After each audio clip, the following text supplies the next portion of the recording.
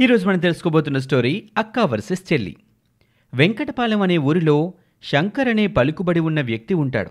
ఆయనకు భార్య పార్వతి, కూతురు పావని ఉంటారు. పావని చాలా అల్లరిపిల్ల, ఎప్పుడూ ఆడుతూ పాడుతూ సంతోషంగా ఉండేది. ఒకరోజు కారు ప్రమాదంలో పార్వతి చనిపోతుంది. పార్వతి చనిపోవటంతో పావని ఒంటరిదైపోతుంది. శంకర్ బాగా ఆలోచిస్తాడు. తన కూతురు బాగోగులు చూసుకోవటానికి రెండో పెళ్లి చేసుకోవాలని నిశ్చయించుకుంటాడు.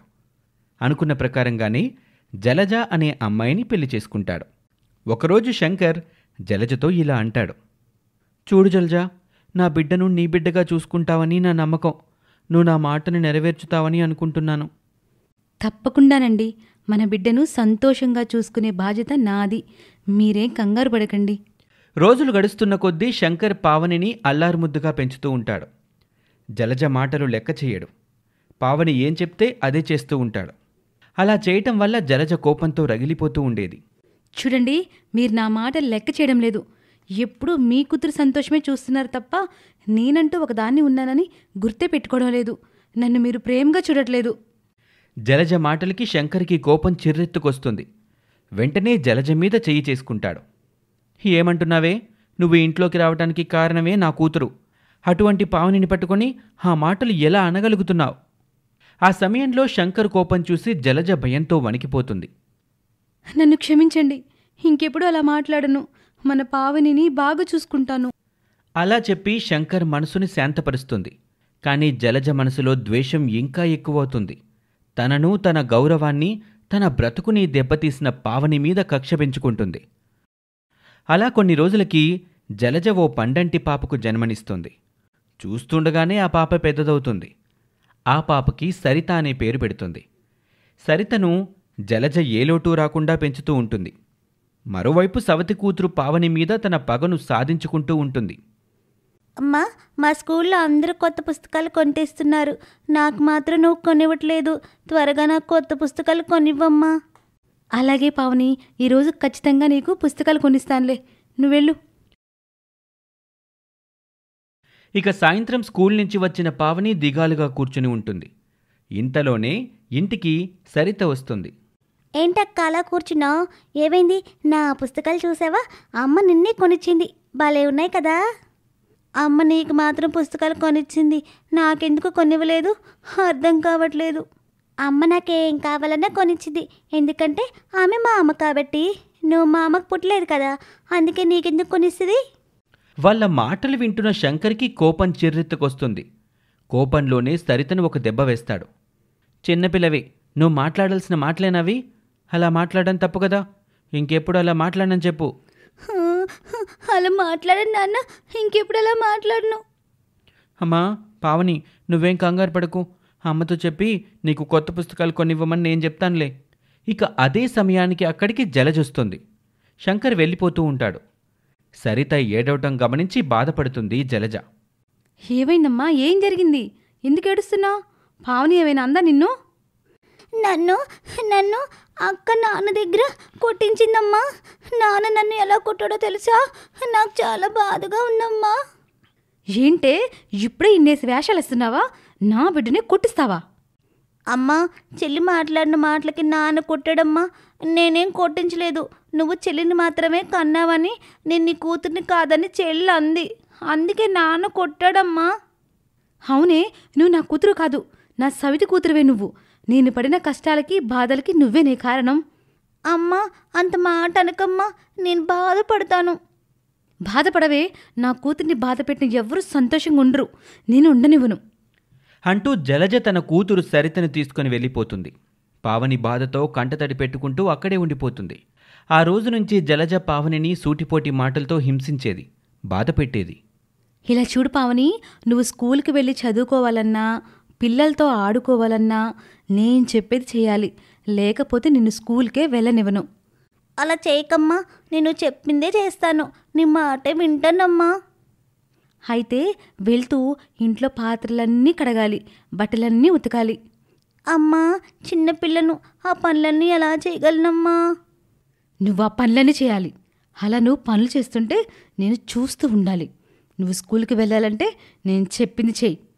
జలజ మాట ప్రకారంగా పావని పాత్రలన్నీ కడుగుతూ ఉంటుంది. బట్టలన్నీ ఉతుకుతుంది. అంత పని చేశాక చాలా శ్రమపడ్డం వల్ల పావనికి నీరసంగా అయిపోతుంది. స్కూల్కి వెళ్ళలేకపోతుంది. అరే అక్క తుక్కుతుక్కైపోయిందే. బాయ్ అక్క, నీ స్కూల్కి వెళ్తున్నాను. నువ్వు ఇంట్లోనే పడి చావు, లేకపోతే నాన్న దగ్గర నన్నే కొట్టిస్తావా? నీకు ఇలానే కావాలే. చూడమ్మా సరిత, దీని గోల్ నీకెందుకే, నేను చూసుకుంటాను కదా. నువ్వు హ్యాపీగా స్కూల్కి వెళ్ళు. సరేనమ్మా, బాయ్. సరిత స్కూల్కి వెళ్ళిపోయిన తర్వాత జలజ పావని దగ్గర ఇంకొన్ని పనులు చేయిస్తుంది. పావని బాగా నీరసించిపోతుంది. నిద్రలోకి జారుకుంటుంది. ఇంతలోనే శంకర్ ఇంటికొస్తాడు. శంకర్ రాగానే జలజ తన నాటకాన్ని మొదలు పెడుతుంది. చూసారా ఈ పావని ఏం చేస్తుందో? నాకైతే చాలా కోపం వస్తుంది. ఏం చేసింది? స్కూల్కి వెళ్లకుండా మొద్దు నిద్రపోతుంది. రాత్రంతా నిద్రపోకుండా మెలుకుగా ఉంటుంది. పొద్దున్నే నిద్ర లేకపోవడం ఈ మధ్య బాగా అలవాటైపోతుంది తనకి. చిన్నపిల్ల కదే, వదిలే, రేపు వెళ్తుందిలే. చూడండి, మీరు ఇలా వెనకేసుకుంటూ వస్తే ఇది ఇలాగే తయారవుతుంది. మీరు దండిస్తారా లేదా? సరే పద, ఇప్పుడే వెళ్ళి మాట్లాడతాను. శంకర్ పావని దగ్గరికి వెళ్తాడు. పావని బాగా నీరసించిపోవటంతో నిద్రలో ఉంటుంది. శంకర్ ఎంత పిలిచినా నిద్ర లేవదు. దీంతో శంకర్కి కోపం వస్తుంది. ఆ కోపంలోనే పావని మీద నీళ్లు గుమ్మరిస్తాడు. అప్పుడే పావనికి మెలకు వచ్చి నిద్రలేస్తుంది. చిచ్చి, నిన్నిలా వదిలేస్తే లాభం లేదు. స్కూల్కి ఎగ్గొట్టి ఇలా మొద్దు నిద్రపోతున్నావా? నీ సంగతి చెప్తాను చూడు అంటూ శంకర్ పావనిని కొడతాడు. పావని ఏడుస్తూ ఉంటుంది. పావని ఏడుస్తుంటే జలజ పావనిని చూసి ఆనందిస్తూ ఉంటుంది. ఇక శంకర్ అక్కడి నుంచి వెళ్ళిపోయాక జలజ సంతోషంతో తన గదికి వెళ్తుంది. నాన్న కొట్టడం వల్ల పావని కుమిలి కుమిలి ఏడుస్తూ ఉండిపోతుంది. శంకర్ తన కూతురు పావనిని ఏ ఇబ్బంది రాకుండా చూసుకుంటూ ఉంటే, మరోవైపు తన సవతి తల్లైన జలజ పావనిని ఒక అనాథలా పెంచాలని చూస్తూ ఉంటుంది. ఆస్తి మొత్తం తన కూతురు సరితకే దక్కాలని ఏవేవో ప్లాన్లు వేస్తూ ఉంటుంది. పావని ఓపిగ్గా జలజ పెట్టే బాధల్ని భరిస్తూ ఉంటుంది. ఏమే పావని, రోజు స్కూల్కి వెళ్తున్నావు? నీకు చదువు అవసరమానే? ఇంట్లో ఉండి వంట పని ఇంటి పని చేసుకొని ఉండొచ్చుగా. అలాగైతే సరితను కూడా బడి మానిపించే అమ్మా. ఇద్దరు ఎంచక్క ఇంట్లోనే పనులు చేసుకుంటాం. నువ్వు మా ఆటలు నేర్చిన పిల్లవే, నీకెలా బుద్ధి చెప్పాలో నాకు తెలుసు. ఇక అదే సమయానికి అక్కడికి శంకర్ వస్తాడు. అమ్మా పావని, నిన్ను అరిచాను కదా, బాధపడుతున్నావా? అయ్యో నాన్న, మీరేమన్నా నాకు బాధ కలగదు నాన్న. నా కూతురి గురించి తెలుసు. నువ్వు నా బంగారం తల్లి. సరే చెప్పు, ఈరోజు ఎక్కడికి వెళ్దాం? ఈ రోజంతా నేను ఇంట్లోనే ఉంటాను. నాన్న, మనందరం కలిసి గుడికి వెళ్దాం నాన్న. అమ్మ, నువ్వు, నేను, చెల్లి అందరం వెళ్దాం. అలాగే అమ్మా, వెళ్దాం. ఇక శంకర్, జలజ, పావని, సరిత అందరూ కలిసి గుడికి వెళ్తూ ఉంటారు. గుడికి వెళ్లే మార్గం మధ్యలో వాళ్ళంతా ఒక వాగు దాటాల్సి ఉంటుంది. ఆ వాగు రాగానే జలజ పావనిని వాగులోకి తోసేసి పావని పీడ వదిలించుకోవాలి అనుకుంటుంది.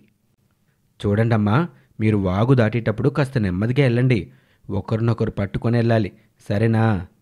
నాన్న, నాకు ఈ వాగు దాటడం అంటే చాలా ఇష్టం. భలే తమాషాగా ఉంటుందనుకో అంటూ సరిత కాస్త హుషారుగా వాగు దాటేందుకు ప్రయత్నిస్తుంది. ఇక అదే సమయంలో వాగులో పడిపోతుంది. తన బిడ్డ నీళ్లల్లో పడిపోవటంతో జలజ తల్లడిల్లిపోతుంది. శంకర్ చుట్టుపక్కల వారిని అరుస్తాడు. నా బిడ్డను కాపాడండి, నా బిడ్డను కాపాడండి. అయ్యో, నీళ్ళల్లో మునిగిపోయిందే, కాపాడేవారే లేరా? నేనెవరినైనా పిలుచుకొస్తానుండి జలజ, నువ్వేం కంగారు పడబాగా, అమ్మాయికి ఏం కాదులే. వాళ్ళలా మాట్లాడుకుంటూ ఉండగానే పావని నీళ్లలోకి దూకేస్తుంది. సరితను ఒడ్డుకు లాక్కొస్తుంది. సరితకి ప్రాణాపాయం తప్పుతుంది. జలజ కూడా ఆనందిస్తుంది. కానీ పావని మీద మాత్రం కోపం తగ్గదు జలజకి. ఈ పావని చెప్పడం వల్లే ఇంత దారుణం జరిగింది. కొంచెం అయ్యుంటే నా బిడ్డ ప్రాణాలతో ఉండేదా? ఇది ఏదో కక్ష గట్టి మమ్మల్ని ఎలా సాధిస్తోంది. జలజ అంటున్న మాటలకి శంకర్కి కోపం వస్తుంది. ఎంతో శ్రమపడి సరితని కాపాడితే నువ్వు పావనిని తిడతావా? నీకేమైనా బుద్ధుందా? బిడ్డల్ని దగ్గరికి చేర్చుకోవడం నీకింకా రాలేదే. అమ్మా, చెల్లికేం కాలేదు. నువ్వేం కంగారు పడకమ్మా, మనం ఇంటికి వెళ్ళిపోదాం. ఇక రాత్రి అందరూ భోజనానికి కూర్చుంటారు. కూరలన్నీ అంత రుచిగా ఉండవు. అబ్బబ్బా, ఈ చప్పటి కూరలు, వీటిని తినడానికేనా చేసింది? అస్సలు బాలేదు, చెత్తలా ఉంది. అవునన్నా, ఈ కూరలు అస్సలు రుచిగా లేదు. నాకు తినాలని అనిపించడం లేదు. భలే చెప్పొచ్చావమ్మా, ఎదుగుతున్న బిడ్డవి ఒక్కసారైనా వంటగది వైపు వచ్చావా నువ్వు? ఎప్పుడు చూడు అక్కడికని ఎక్కడికని తిరుగుతూనే ఉంటావు. కాస్త వంటింట్లోకి వచ్చి పనులు చేద్దామని నీకు లేదా? అదేం జలజ అలా అంటున్నావేంటి? ఏ ఆడబిడ్డైనా వంట పనులు నేర్చుకోవాల్సిందే కదండి. మీరేం మాట్లాడకండి. పావనికి నేర్చుకునే టైం కూడా వచ్చింది. రేపటి నుంచి అమ్మాయి కూడా వంట పనులు నేర్పుతాను. మీరు నాకు అడ్డు చెప్పకండి. జలజ మాటలకి శంకర్ అడ్డు చెప్పలేడు. ఇక మరుసటి రోజు నుంచే పావని ఇంటి దగ్గరే ఉంటూ అన్ని పనులు చేయించాలని జలజ అనుకుంటుంది. జలజకు తోడుగా సరిత కూడా తన అక్క పావని చేతే అన్ని పనులు చేయించాలి అనుకుంటుంది. అక్క అక్క నువ్వు వెళ్ళి నాకు టీ పెట్టుకురా, తాగాలనుంది. వెంటనే వెళ్ళు, తలనొప్పి ఎక్కువగా ఉంది. టీ పెట్టడం నాకు రాదు. అమ్మా అమ్మా అక్కకి టీ నేర్పించు. నేను నేర్పుతాను కదమ్మా పావని. పద వెళ్దాం. టీ ఎలా పెట్టాలో నేను చెప్తాను. అలాగే చెయ్యి, సరేనా? ఇక వంటగదిలోకి వెళ్లిన జలజ పావనితో టీ పెట్టిస్తుంది. ఆ తర్వాత వంట చేయిస్తుంది, కూరలు వండిస్తుంది. ఇలా పనులు చేయటం వల్ల పావని బాగా అలసిపోతుంది. వంట పనులన్నీ ఇంత కష్టంగా ఉంటాయా? నేను చేయలేనురా బాబోయ్. అమ్మా నాకు ఈ పనులని చెప్పకమ్మా. అలాగంటే ఎలాగక్క? నాన్న నిన్ను ఈ పనులన్నీ నేర్చుకోమన్నాడు కదా. నాన్న రాత్రి భోజనాన్ని కూర్చున్నప్పుడు నా బాధను చెప్పేస్తాను. ఆ తర్వాత నాన్న నన్ను ఈ వంట పనులేవి చేయమని చెప్పడు. నాన్న ఎప్పుడు నన్ను ఇబ్బంది పెట్టాలని చూడ్డు. నాకు ఆ విషయం తెలుసు అంటూ పావని తన గదిలోకి వెళ్ళిపోతుంది. తన తండ్రి పావనిని అసహ్యించుకునేలా చెయ్యాలని సరిత అనుకుంటుంది. ఎప్పుడు చూసినా పావనినే తన తండ్రి శంకర్ బాగా చూసుకుంటూ ఉండడం వల్ల పావని మీద సరిత ద్వేషం పెంచుకుంటుంది. అందుకే పావనిపై కక్ష సాధించటం కోసం ఎదురుచూస్తూ ఉంటుంది. ఇక రాత్రి అందరూ భోజనానికి కూర్చుంటారు. అబ్బా, ఈరోజు వంటలన్నీ చాలా బాగున్నాయే, ఎవరు చేశారు? ఆ విషయం నేను చెప్తానుండండి. అమ్మా పావని, వంటింట్లో ఇంకో కూర కూడా ఉంది కదా, అది తీసుకొనిరా. ఇక పావని కూరని తీసుకొస్తూ ఉండగా సరిత నూనెని పోస్తుంది.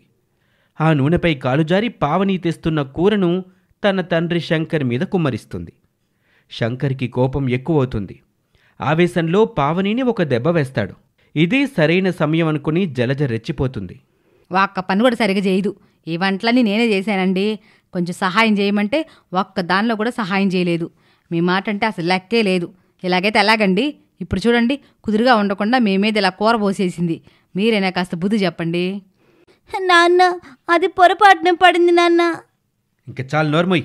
రేపటి నుంచి అమ్మ చెప్పిన పని చేశాకే నువ్వు బయటికెళ్ళాలి, లేదంటే నీ తోలు ఒలిచేస్తాను, గుర్తుపెట్టుకో అంటూ శంకర్ కోపంగా అక్కడి నుంచి వెళ్ళిపోతాడు. పావనిని చూసి సరిత జలజ ఇద్దరూ నవ్వుకుంటూ ఉంటారు. ఇక పావని తన కన్నీళ్లను తుడుచుకుంటూ తన గదిలోకి వెళ్ళిపోతుంది. శంకర్ తన కూతురు పావని పుట్టినరోజు సందర్భంగా గుడికి తీసుకువెళ్ళాలి అనుకుంటాడు. అయితే పావని, సవితి తల్లి జలజ, పావని చెల్లి సరితలు పావనిని గుడికి వెళ్ళనీయకుండా చెయ్యాలి అనుకుంటారు. ఇక ఆ రోజు శంకర్ ఇలా అంటాడు. అమ్మా పావని, త్వరగా తయారవ్వమ్మా, మనం త్వరగా బయలుదేరాలి. అవతల వర్షం వచ్చేలా ఉంది. ఇంకో 5 నిమిషాల్లో అంతా అయిపోతుంది నాన్న, బయలుదేరి వెళ్దాము. పావని అలా చెప్తూ ఉండగా జలజ గదిలో నుంచి బిగ్గరగా కేకలు వినిపిస్తూ ఉంటాయి. పావని, శంకర్ ఇద్దరూ ఏం జరిగిందో ఏమోనని అనుకుంటూ జలజ గదిలోకి వస్తారు. ఏమైంది? ఏం జరిగింది? జలజ, నీకేం కాలేదు కదా? అయ్యో, కాలు జరిపడ్డానండి. నడుం విరిగిపోయింది. ఓరి దేవుడో, నాకెందుకు ఈ కర్మ వచ్చిందిరా స్వామి. నాన్న అమ్మని మనం ఆసుపత్రికి తీసుకెళ్దాం, వెంటనే వెళ్దాం పద నాన్న. అమ్మా సరిత, ఈరోజు అక్క పుట్టినరోజు కదా, గుడికి వెళ్ళాలనుకుంటున్నాను. అమ్మని ఆసుపత్రిలో దిగబడ్డానికి వేరే మనుషుని ఏర్పాటు చేస్తానులే. శంకర్ ఆ మాట అనగానే సరితకు కోపం ఎక్కువవుతుంది. ఆవేశంగా తన తండ్రిని ఎదిరించి మాట్లాడుతుంది. అంటే ఏంటి నాన్న మీరు మాట్లాడేది? మా అమ్మ నొప్పితో బాధపడుతుంటే మీకు మీ కూతురు సంతోషం కావాల్సి వచ్చిందా? అంటే మేము చనిపోయినా పర్వాలేదా? మీరు మాత్రం మీ కూతుర్ని బాగా చూసుకుంటారు, అంతే కదా? సరిత, ఏంటా మాటలు? తప్పమ్మ సరిత, నాన్నని అలా ఎదిరించి మాట్లాడకూడదు. నువ్వెవరివి నాతో మాట్లాడడానికి? నేను మా నాన్నతో మాట్లాడుతున్నాను. నీకేంటిప్పుడు? ఎక్కడుండాలో అక్కడుండు, మాటలు జాగ్రత్త. సరిత అలా మాట్లాడేసరికి శంకర్కి కోపం ఎక్కువవుతుంది. వెంటనే సరితను చెంపదెబ్బ కొడతాడు. ఆ తర్వాత కోపంగా అక్కడి నుంచి వెళ్ళిపోతాడు. శంకర్ అలా వెళ్ళగానే అప్పటి వరకు నాటకం ఆడిన జలజ నవ్వుతూ రెచ్చిపోతుంది. ఎలా ఉంది నా నాటకం? నువ్వు మీ నాన్నతో గొప్పగా గుడికి వెళ్ళాలనుకున్నావు కదా, పాపం నేనే జడగొట్టాను. నాన్నతో గుడికెళ్ళి తండ్రి ప్రేమను పొందాలనుకుంది పాపం. అమ్మా, అక్క వల్ల నాన్న నన్ను కొట్టాడమ్మా. మీ నాన్న నిన్ను కొట్టాడు, నువ్వేం బాధపడకమ్మా. ఈ పావనికి నేను కూడా ఒక మంచి బహుమతి ఇస్తానుగా అంటూ జలజ వంటగదిలోకి వెళ్తుంది. వంటగదిలో కాల్చిన గరిటెను తెచ్చి పావని చేతి మీద వాతలు పెడుతుంది. పావని నొప్పికి తట్టుకోలేక అరుస్తూ కన్నీళ్లు పెట్టుకుంటుంది. ఏడవవే ఏడు, నా కూతుర్ని కొట్టిస్తావా? నా బిడ్డ కన్యలకి కారణమైన నిన్ను వదిలిపెట్టను. అమ్మా, వద్దమ్మా, నేనేం తప్పు చేశానని ఇలా నన్ను హింసిస్తున్నావు? సరిత నా చెల్లే కదా. ఏంటక్క, నీ చెల్లినా? అంటే నువ్వు నేను ఒకే తల్లి కడుపులో పుట్టామా? అలా అంటావేంటి సరిత? ఒక తల్లి బిడ్డలం కాకపోయినా మనం ఒకటిగానే పెరిగాం కదా. లేదే, మీరు ఒకటిగా పెరగలేదు. నీ తండ్రి నిన్ను ఒకలాగా, నా బిడ్డను ఒకలాగా పెంచాడు. అదే మాకు జరిగిన పెద్ద అన్యాయం. చిన్నప్పటి నుండి నిన్ను గారాబంగా పెంచాడు. నా బిడ్డను చూసి చూడనట్లుగా పెంచాడు నీ తండ్రి. నన్నెందుకు పెళ్లి చేసుకున్నాడో తెలుసా? నీ కోసమే. నిన్ను చూసుకోవడం కోసమేనే మా అమ్మను రెండో పెళ్లి చేసుకున్నాడు, కానీ ఏనాడు మా అమ్మను సరిగా చూసుకోలేదు. అందుకే నిన్ను ఈ ఇంట్లో సంతోషంగానే ఉండనివ్వము. అంటూ సరిత జలజలు నవ్వుకుంటారు. పావని గాయాల నొప్పులకి బాధపడుతూ ఉంటుంది. ఇక ఆ మరుసటి రోజు పావని నిద్ర ఆలస్యంగా లేస్తుంది. దీంతో జలజకి అతి భయంకరమైన కోపం వస్తుంది. వెంటనే బెత్తం తీసుకొచ్చి పావనిని చేతులు చాచమని చెప్పి మరీ కొడుతుంది. ఇక చాలాసేపు అలా కొడుతూనే ఉండటం వల్ల ఆ బెత్తం కూడా విరిగిపోతుంది. వెళ్ళవే వెళ్ళు, 10 నిమిషాల్లో వంట పని అయిపోవాలి. త్వరగా వంట చేయి.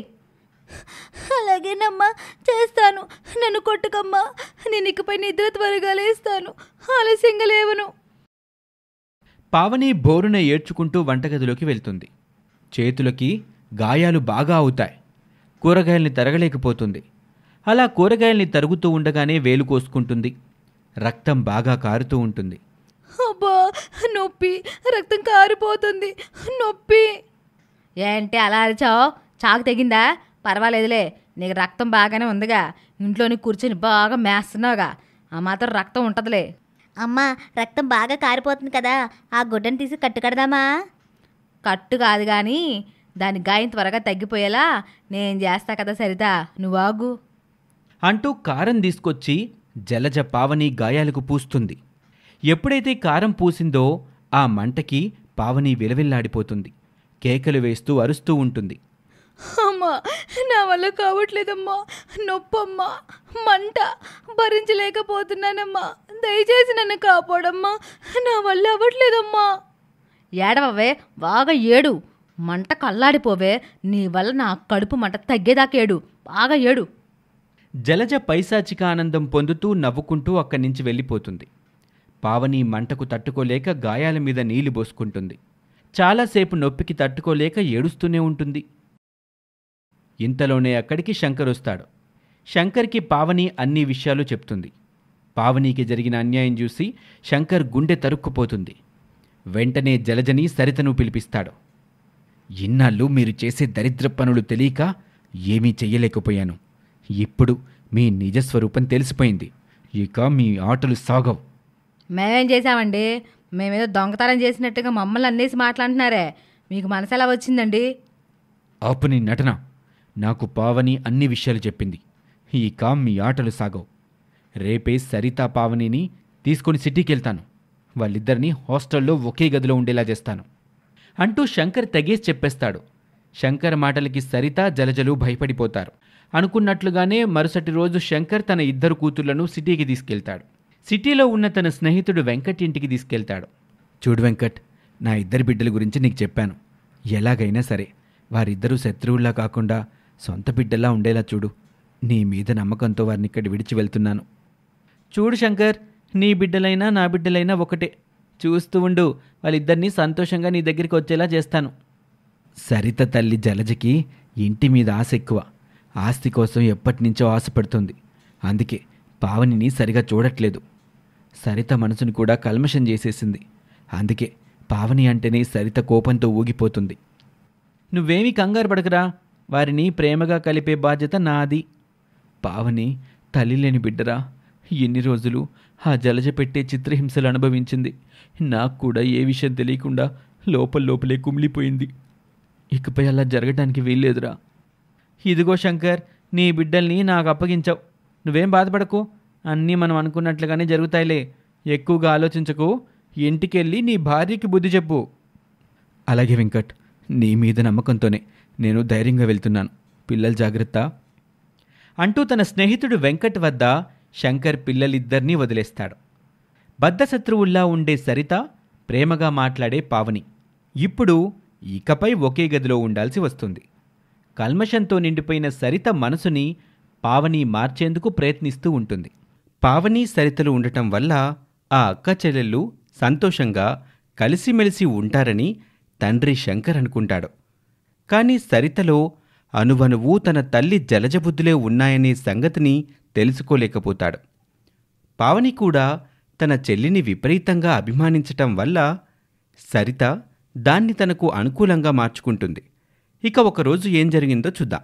చూడండమ్మా, మీ నాన్న శంకర్ మిమ్మల్ని ఇక్కడ ఎందుకు ఉంచాల్సి వచ్చిందంటే మీరిద్దరూ ఆయన కూతుర్లే కదా. అయితే మీలో మాత్రం అక్క చెల్లెళ్ళు అన్న ప్రేమ ఎంత మాత్రమూ లేదు. చూడమ్మ సరిత, ముఖ్యంగా నీకు నేను చెప్పేదేంటంటే, పావని ఎవరో కాదు, నీకు అక్కే. నీ తల్లి కడుపులో పుట్టకపోయినా నీ తండ్రికి కూతురు. దీన్ని నువ్వు బాగా అర్థం చేసుకొని పావనితో సంతోషంగా ఉంటావని అనుకుంటున్నాను. నాకు సిటీలో పనుంది, నేను ఒక 2 రోజులకి రాను. ఇంట్లో జాగ్రత్తగా ఉండండి అని చెప్పి వెంకట్ వెళ్ళిపోతాడు. వెంకట్ వెళ్ళగానే సరిత కోపంగా తన గదిలోకి వెళ్ళిపోతుంది.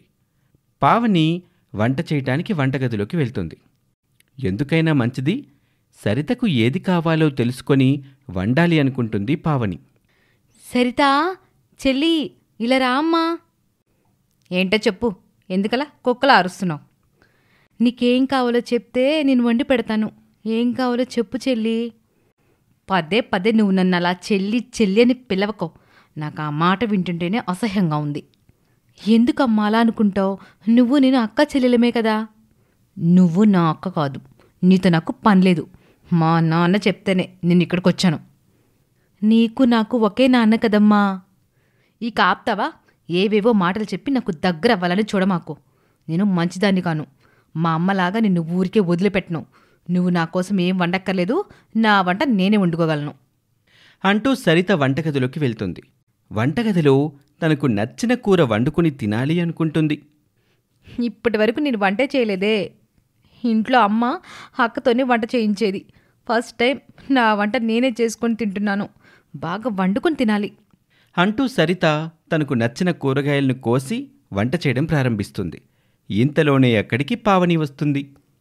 చెల్లి సరిత, నీకు వంట చేయడం రాదు కదమ్మా, నేను వంట చేస్తాను, నువ్వు అలా కూర్చోమ్మా. ఏంటి, ఇక్కడ కూడా నీ పెత్తనమే చూపిస్తున్నావా? నాకు వంట రాదని ఎలా అంటావు నువ్వు? నేను కూడా వంట వండుతాను, చూస్తూ ఉండు. కాసేపు బాగా ఆలోచించి పావని సరిత చేసే వంట వైపే చూస్తూ ఉండిపోతుంది. సరిత వంట చేయటానికి నానా తిప్పలు పడుతూ ఉంటుంది. అలా వంట చేసే సమయంలో ఉప్పుకి బదులుగా చక్కెర వేసేస్తుంది. పావని ఆ సమయంలో ఆ విషయం చెప్దామని అనుకుంటుంది. కానీ సరిత చేసిన తప్పు తాను తెలుసుకోవాలని మౌనంగా ఉండిపోతుంది. చూడమ్మా సరిత, నేను నీకు కూడా వంట చేస్తాను, నువ్వు మొహమాట పడకుండా తినొచ్చు. నీ వంట నీ నసలు ముట్టుకోను, నాకు అవసరమే లేదు. చూస్తున్నావు కదా, నా వంట నేనే చేసుకొని తింటాను. అలా ఇద్దరూ వంటలు చేసి డైనింగ్ టేబుల్ మీద కూర్చుంటారు. సరిత తాను చేసిన భోజనాన్ని తింటుంది. అలా తినిందో లేదో నోట్లో ఉన్నదాన్ని ఊంచేస్తుంది. చిచిచి, ఏంటబ్బా ఇలా అయింది? నా వంట ఎందుకింత తీయగా ఉంది? నేనన్నీ కరెక్ట్గానే వేశాను కదా. ఏమైంది సరిత, వంట బాగా రాలేదా? ఆ సమయంలో వంట బాగా చెయ్యలేదని చెప్తే ఎక్కడ పావని ముందు చిన్నచూపు అవుతుందేమోనని సరిత అనుకుంటుంది. తన వంట తీయగా ఉందన్న విషయాన్ని చెప్పదు. నా వంటకేమి బ్రహ్మాండంగా ఉంది. నువ్వు ఒక్కసారి తింటే మళ్ళీ మళ్ళీ తినాలంటావు. చాలా ఎదిగిపోయావమ్మ సరిత, నువ్వింకా చిన్నపిల్లవే అనుకుంటున్నాను. నువ్వు ఇలాగే అన్నీ నేర్చుకొని బాగుండాలమ్మా. నాకేం నీ పొగడతలు అక్కర్లేదు, నీ పనేది నువ్వు చూసుకో చాలు. పావని సరితలు ఇలా మాట్లాడుకుంటూ ఉండగా ఇంతలోనే అక్కడికి ఒక బిచ్చగాడొస్తాడు. అమ్మా, ధర్మం చేయండమ్మా, ధర్మం తల్లి, ధర్మం. తింటాకేదైనా ఉంటే ఇయ్యండమ్మా. ఇదిగో బాబు, అక్కడే ఉండు, నీకు తినడానికి ఏదైనా తెస్తాను. ఇక సరిత తాను చేసిన వంట తియ్యగా ఉండటంతో ఆ వంట మొత్తం బిచ్చగాడికి వేసెయ్యాలని నిర్ణయించుకుంటుంది.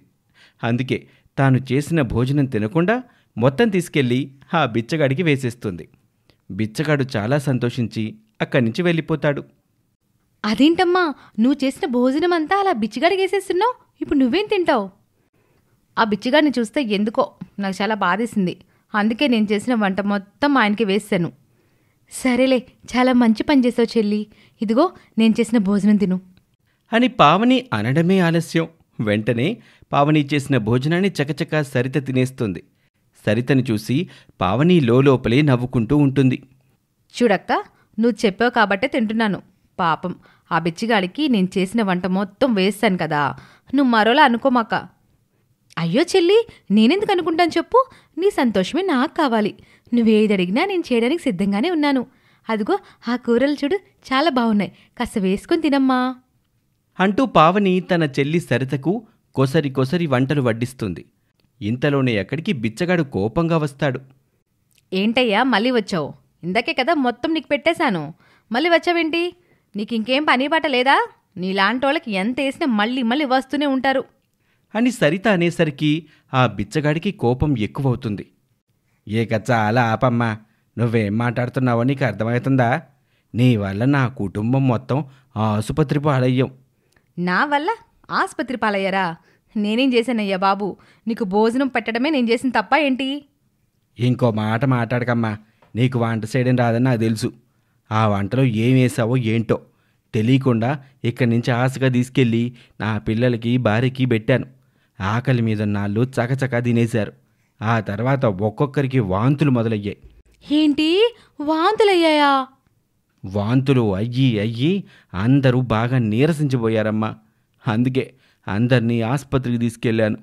వాళ్ళ పరిస్థితి చూస్తా అంటే నాకు చాలా బాధగా ఉంది. ఇంకెప్పుడు మీరు ఇట్లాంటి వంటలు చేయమాకండమ్మా. చేసినా సరే బిచ్చగాళ్ళకి ఏమాకండి.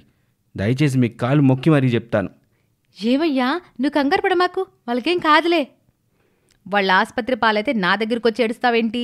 ఇక చెప్పావు కదా, వెళ్ళవయ్యా, వెళ్ళు. నువ్వు ఉండమ్మా సరిత. చూడండి పెద్దయినా, మీరు బాధపడకండి. ఇదిగోండి, నా దగ్గరున్న డబ్బులు ఇస్తున్నాను. ఈ డబ్బులతో నీ కుటుంబానికి ఏదైనా ఆసుపత్రికి తీసుకెళ్ళు, వాళ్ళని క్షేమంగా చూసుకో. అట్టగేనమ్మా, మీ చెల్లెలకి ఇంకెప్పుడు అట్లాంటి వంటలు చేయొద్దని చెప్పండి. మా లాంటాళ్ళు చాలామంది బాగుపడతారు అని చెప్పి బిచ్చగాడు పావని ఇచ్చిన డబ్బుల్ని తీసుకుని వెళ్ళిపోతాడు. సరిత తాను చేసిన తప్పుకి బాధపడుతూ ఉంటుంది. పావని సరితను బుజ్జగిస్తుంది. చూడు చెల్లి, మనం ఏ తప్పు చేసినా సరే దానికి బాధ్యత మనమే వహించాలి. నీకు వంట రాదని నీకు తెలుసు, అయినా వండుకున్నావు. నువ్వు ఉప్పుకు బదులుగా చక్కెర వేశావు, అంతేకాదు ఇంకా చాలా పొడులు కూరల్లో వేసి వండావు.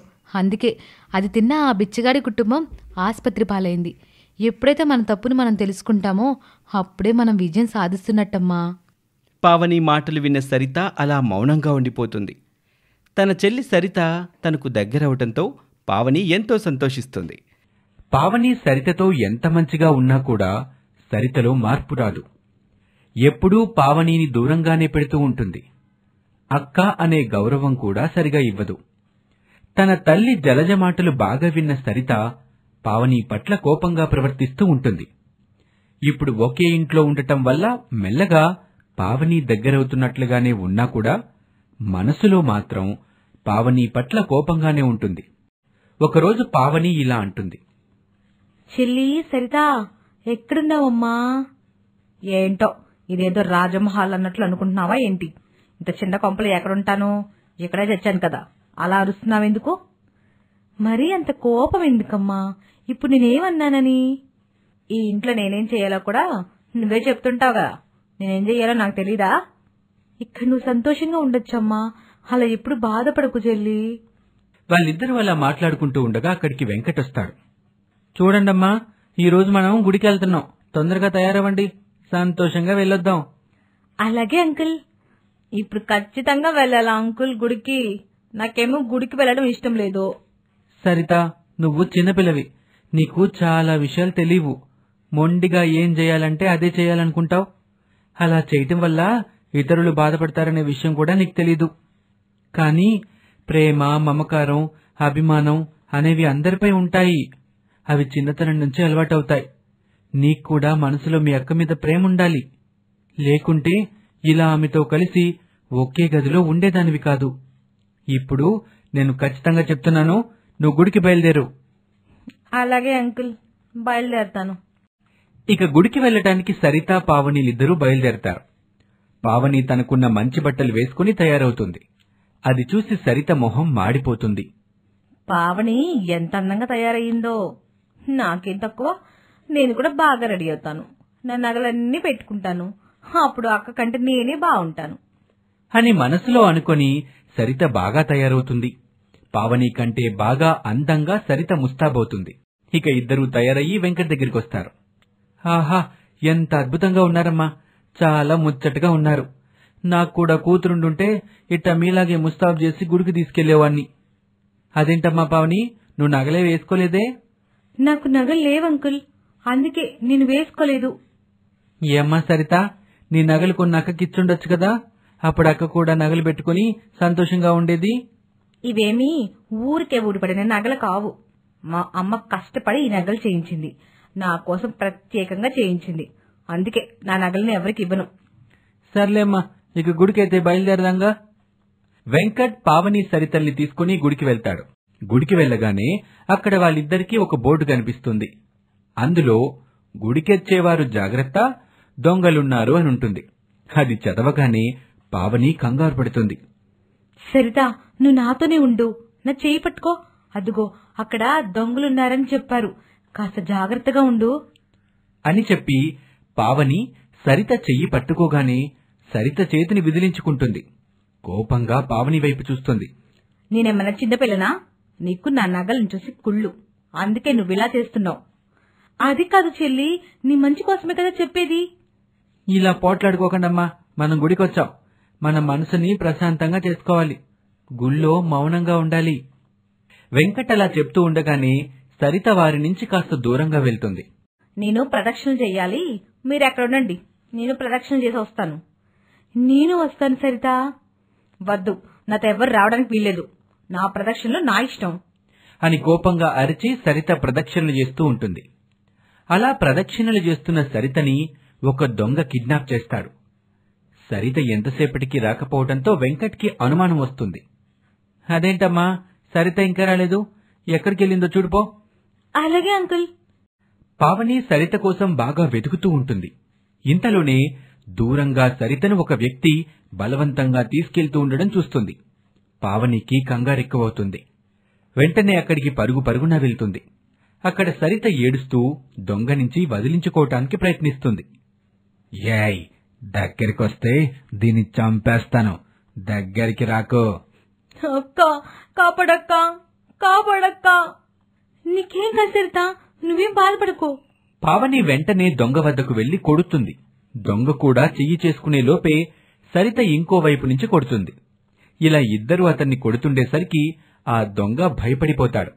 ఇక వాళ్ళిద్దరి నుంచి తప్పించుకుని పరుగు పరుగున వెళ్లిపోతాడు. దొంగ వెళ్లిపోవటంతో సరిత ఊపిరి పీల్చుకుంటుంది. పావని తన చెల్లిని కాపాడు. నీకేం కాలేదమ్మా, నువ్వు భయపడ మాకు. నాకు చాలా భయం వేసిందక్క. నువ్వు రాకపోతే వాడు నన్ను ఏం చేసేవాడో, నన్ను ఖచ్చితంగా చంపేసేవాడే. నేను వచ్చేసాను కదా, ఇంక పద వెళ్దాం. అక్క, నువ్వు నీ ప్రాణాలకి తెగించి నన్ను కాపాడావు. నువ్వే కనుక లేకపోతే నేను ఇలా ఉండేదాన్నే కాదక్క. బాధపడకమ్మా, నువ్వు నా చెల్లివి కదా, నేను నీకేం కానివ్వను. నేను నిన్ను చాలా బాధ పెట్టానక్క, నిన్ను అసహించుకున్నాను కూడా. అనరాని మాటలు అన్నాను, నువ్వు ఏడ్చేలా చేశాను. అయినా నువ్వు నన్ను కాపాడావు, చాలా థ్యాంక్స్ అక్క. అయ్యో, నువ్వు నా చెల్లివే, మనది ఒకే రక్తం, మనం ఎప్పుడు సంతోషంగా ఉండాలి, ఇలాగే ఉందాం. అన్నట్లు ఇక్కడ జరిగిన విషయం అంకుల్కి చెప్పమాకు. ఈ విషయం చెప్తే అంకుల్ కంగారు పడతాడు. అలాగేనక్క, వెళ్దాం పద. ఇక ఇద్దరూ కలిసి వెంకట్ దగ్గరికి వెళ్తారు. వెంకట్ వాళ్ళిద్దరినీ చూసి చాలా సంతోషంగా ఉంటాడు. ఆహా, మీ ముఖంలో ఆనందం చూస్తుంటే నాకు చాలా సంతోషంగా ఉందమ్మా. ప్రేమ అనేది ఎదుటి వాళ్ళు అర్థం చేసుకోవడానికి, తెలుసుకోవడానికి చాలా కాలం పట్టదు, క్షణం చాలు. మీరు కూడా అంతే, మీ మీద ఉన్న ప్రేమను తెలుసుకోవాలి. ఇక వెంకట్ ఏం మాట్లాడుతున్నాడో వారికి అర్థం కాదు. అంకుల్, మీరిప్పుడు ఎందుకు దాని గురించి మాట్లాడుతున్నారు? ఆ దొంగని పంపించింది నేనేనమ్మా. ప్రాణాలకు తెగించి నువ్వు నీ చెల్లిని రక్షించుకున్నావు. అది నీ ప్రేమ. మనసులో దాచుకున్న ప్రేమని నీ చెల్లి బయటపెట్టింది. అది నీ చెల్లి ప్రేమ. ఇద్దరికి ఒకరంటే ఒకరికి ఇష్టం. కాని అది బయటపడలేదంతే. దాన్ని బయటపడేలాగా నేను చేసుకున్నాను. నాకు చాలా సంతోషంగా ఉందమ్మా. ఇక వెంకట్ చెప్పిన మాటలకి పావని సరిత ఇద్దరూ సంతోషిస్తారు. ఆ తర్వాత వారు ఆనందంగా ఇంటికి చేరుకుంటారు. ఈ స్టోరీ మీకు నచ్చితే లైక్ చేయండి, కామెంట్ చేయండి. ఇలాంటి ఇంట్రెస్టింగ్ స్టోరీస్ మరిన్ని వినటం కోసం మన ఛానల్ ని ఇప్పుడే సబ్స్క్రైబ్ చేసుకోండి. Thank you for watching.